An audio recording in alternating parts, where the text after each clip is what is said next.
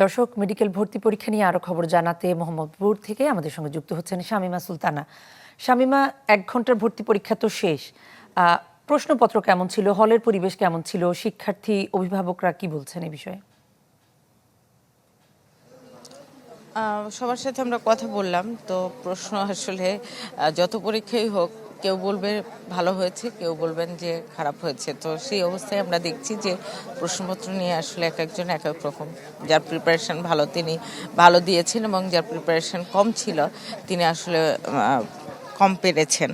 তো সেই মিশ্র প্রতিক্রিয়া আমরা দেখেছি, এবং এখন পর্যন্ত আমরা যেটি দেখেছি যে বিভিন্ন সময় আপনি জানেন যে মেডিকেল ভর্তি পরীক্ষা নিয়ে কিন্তু জালিয়াতি বা প্রশ্ন ফাঁসের বিভিন্ন ধরনের চর্চা এর আগে ছিল অতীতে। তো সেই অবস্থাটা আমরা দেখিনি।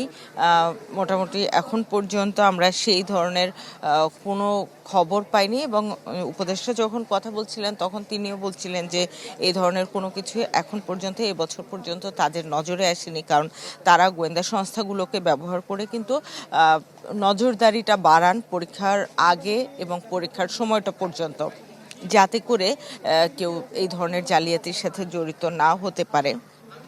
আর একটা বিষয় হচ্ছে গিয়ে যেটি উপদেষ্টাও বলছিলেন যে ব্যবস্থাপনার দিক থেকে তারা চেষ্টা করেছেন সর্বোচ্চ সিকিউর করে আসলে পরীক্ষাটা নিতে, এবং যারা পরীক্ষার্থী আসছেন তাদেরকে কিন্তু পরীক্ষা কেন্দ্রে পরীক্ষা শুরুর বেশ আগেই আসতে বলা হয়েছে, কারণ তাদের সাথে কোনো ধরনের ইলেকট্রনিক ডিভাইস যাতে না থাকে, এবং শুধুমাত্র যে কলম এবং পরীক্ষা দেওয়ার জন্য যে তার যে রেজিস্ট্রেশন বা প্রবেশপত্র যেটি, সেগুলো বাদে কিছু যাতে না থাকে সেগুলো কিন্তু নিশ্চিত করে তারপর তাদেরকে আসলে হলে আনা হয়েছে। তো সর্বোচ্চ নিরাপত্তা দেওয়া হয়েছে যাতে কোনো ধরনের জালিয়াতি বা প্রশ্নফাঁস না ঘটে, সেভাবেই কিন্তু এই পরীক্ষার ব্যবস্থাপনাগুলো নেওয়া হয়েছিল।